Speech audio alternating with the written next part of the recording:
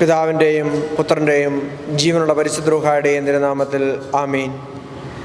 നിങ്ങൾ ഉപവസിക്കുമ്പോൾ കപടനാട്യക്കാരെ പോലെ വിഷാദം ഭാവിക്കരുത്. തങ്ങൾ ഉപവസിക്കുന്നുവെന്ന് അന്യരെ കാണിക്കുവാൻ വേണ്ടി അവർ മുഖം വികൃതമാക്കുന്നു. സത്യമായി ഞാൻ നിങ്ങളോട് പറയുന്നു, അവർക്ക് പ്രതിഫലം ലഭിച്ചു കഴിഞ്ഞു. എന്നാൽ നീ ഉപവസിക്കുന്നത് അദൃശ്യനായ പിതാവല്ലാതെ മറ്റാരും കാണാതിരിക്കുന്നതിന് ശിരസിൽ തൈര്യം പുരട്ടുകയും മുഖം കഴുകുകയും ചെയ്യുക. രഹസ്യങ്ങൾ അറിയുന്ന പിതാവ് നിനക്ക് പ്രതിഫലം നൽകും. ത്രിയേക ദൈവത്തിൻ്റെ അതിപരിശുദ്ധ നാമം മഹത്വപ്പെടുമാറാകട്ടെ. ക്രിസ്തുയേശുവിൽ ഏറ്റവും സ്നേഹിക്കപ്പെടുന്നവരെ, വിശുദ്ധ മത്തായി ശ്ലീഹ എഴുതിയ സുവിശേഷം 6-ാം അധ്യായം 16 മുതൽ 18 വരെയുള്ള വാക്യങ്ങളാണ് നാം ഇപ്പോൾ വായിച്ചു കേട്ടത്.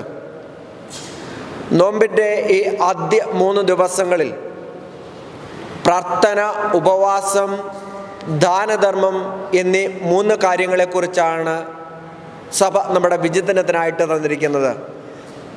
അതിൽ 3-ാമത്തെ ദിവസമായ ഇന്ന് ഉപവാസത്തെക്കുറിച്ച് പറഞ്ഞിരിക്കുന്നു.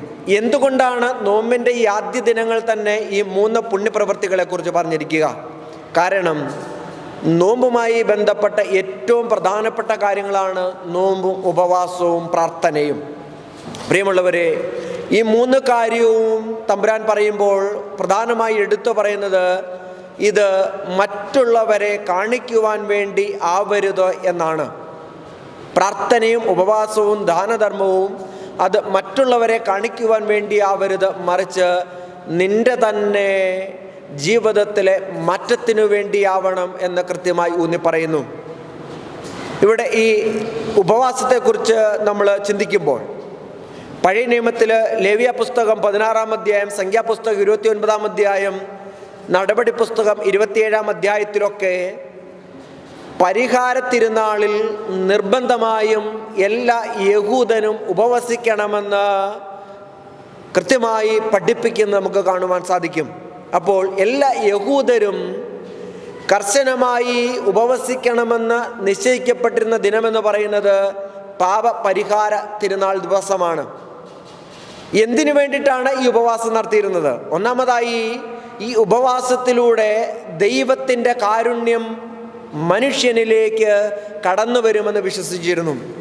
രണ്ടാമതായി, ദൈവത്തിനും മനുഷ്യനുമിടയിൽ നിൽക്കുന്ന പുരോഹിതൻ അവൻ ഉപവസിക്കുമ്പോൾ ദൈവജനത്തിനു വേണ്ടി മാധ്യസ്ഥം വഹിക്കുവാൻ അവന് കൂടുതൽ ശക്തനാകുമെന്ന് വിശ്വസിച്ചിരുന്നു.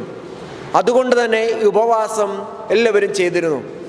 ഇനി ഇതുകൂടാതെ സുഹൃത ജീവിതത്തിൻ്റെ ലക്ഷണമായി 2 ദിവസത്തെ ഉപവാസം യേശുവിൻ്റെ കാലത്ത് നടത്തിയിരുന്നു. അതുകൊണ്ടാണ് നമ്മൾ സുവിശേഷങ്ങളിൽ കാണുന്നത് ആ ചുങ്കക്കാരൻ പറയുന്നത്, ഞാൻ ആഴ്ചയിൽ 2 ദിവസം ഉപവസിക്കുന്നുണ്ട് എന്ന്. അതായത് ഞാൻ ഒരു സുഹൃത ജീവിതം നയിക്കുന്ന വ്യക്തിയാണ് എന്നാണ് ദൈവസന്നിധിയിൽ പറയുന്നത്. അപ്പോൾ ബാഹ്യമായി ഇങ്ങനെ കുറച്ച് കാര്യങ്ങൾ വേണ്ട എന്ന് വെക്കുന്നതിലൂടെ താൻ സുഹൃതകരമായ ഒരു ജീവിതമാണ് നയിക്കുന്നത് എന്ന് അവർ കരുതിയിരുന്നു. അതുകൊണ്ടാണ് യേശു തമ്പുരാൻ പറയുന്നത്, ഉപവാസം എന്ന് പറയുന്നത് ബാഹ്യമായ പ്രകടനമാകരുത്, മറിച്ച് അത് ആന്തരികമായ പരിവർത്തനമായി മാറണമെന്ന്. പ്രിയമുള്ളവരെ, ഇതുകൊണ്ട് തന്നെയാണ് യോഹന്നാൻ്റെയും അതുപോലെ തന്നെ ഫരീസിയരുടെയും ശിഷ്യർ ഉപവസിക്കുന്നു, എന്നാൽ യേശുവിൻ്റെ ശിഷ്യർ ഉപവസിക്കുന്നില്ല എന്ന് പറയുമ്പോൾ യേശു തൻ്റെ ശിഷ്യരെ നീതീകരിക്കുന്നത്. അവർ ബാഹ്യമായ അടയാളമായി അത് ചെയ്തിരുന്നു, അതുപോലെ ബാഹ്യമായ അടയാളമായി തൻ്റെ ശിഷ്യർ ചെയ്യണ്ട എന്ന് യേശു തമ്പുരാൻ കൃത്യമായി പറയുകയാണ്. ഇനിയും ഈ ഉപവാസം എങ്ങനെയായിരിക്കണം എന്ന് വളരെ കൃത്യമായി യെശയ്യാ പ്രവചനം 58-ാം അധ്യായം നമ്മെ പഠിപ്പിക്കുന്നുണ്ട്.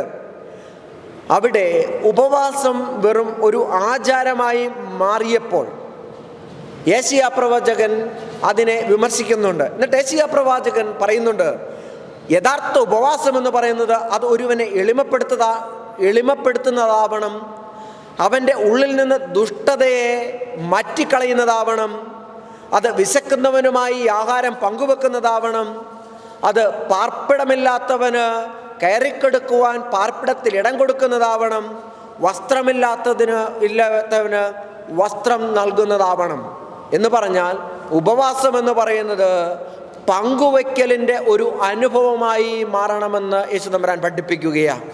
പ്രിയമുള്ളവരെ, യഥാർത്ഥമായ ഉപവാസം ദൈവത്തോട് ചേർന്നിരുന്നു കൊണ്ട് നിനക്കുള്ളത്, നിന്റെ സമയം, എല്ലാ കാര്യങ്ങളും നിന്റെ സഹോദരങ്ങളുമായി പങ്കുവയ്ക്കുവാൻ കൂടി തയ്യാറാകുമ്പോഴാണ് പൂർണ്ണമാകുന്നത്. അല്ലാതെ ഭക്ഷണം വർജിക്കുന്നത് കൊണ്ട് ഒരിക്കലും ഉപവാസം അതിൻ്റെ പൂർണ്ണതയിലെത്തുന്നില്ല. അവിടെ ഫരിസ്യരും നിയമജനം ചെയ്തതുപോലെ ഒരു കപട നാട്യം, ഒരു അഭിനയം മാത്രമായി മാറുകയാണ് പലപ്പോഴും നടക്കുന്നത്. പ്രിയമുള്ളവരെ, ഈ നോമ്പിൻ്റെ ആദ്യ ദിനങ്ങളിൽ നമ്മെ പഠിപ്പിക്കുന്ന കാര്യം ഇതാണ്. ഇതുപോലെ നിന്റെ ഉപവാസം വെറും ഒരു പ്രഹസനമോ പ്രകടനമോ ആയി തീരരുത്. ഇത് ദൈവത്തോട് നിന്നെ കൂടുതൽ അടുപ്പിക്കുന്നതും നിന്നെ തന്നെ സഹോദരനുമായി പങ്കുവയ്ക്കുന്നതുമായ ഒരു അനുഭവമായി തീരണമെന്ന്. പ്രിയമുള്ളവരെ, അതുകൊണ്ട് ഈ നോമ്പിൻ്റെ കാലയളവെന്ന് പറയുന്നത് ഉപവാസത്തിൻ്റെയും കൂടി കാലയളവാണ്. ഈ ദിനങ്ങൾ ദൈവത്തോട് കൂടുതൽ അടുക്കുന്നതിനും സഹോദരങ്ങളിലേക്ക് ഇറങ്ങിച്ചെല്ലുന്നതിനും നമ്മെ സഹായിക്കുന്നതുമായ ഉപവാസത്തിലൂടെ നമുക്ക് മുൻപോട്ട് പോകാം. അതിന് സർവേശ്വരൻ നമ്മെ സഹായിക്കട്ടെ. പിതാവിൻ്റെയും പുത്രൻ്റെയും ജീവനുള്ള പരിശുദ്ധ റൂഹായുടെയും തിരുനാമത്തിൽ ആമീൻ.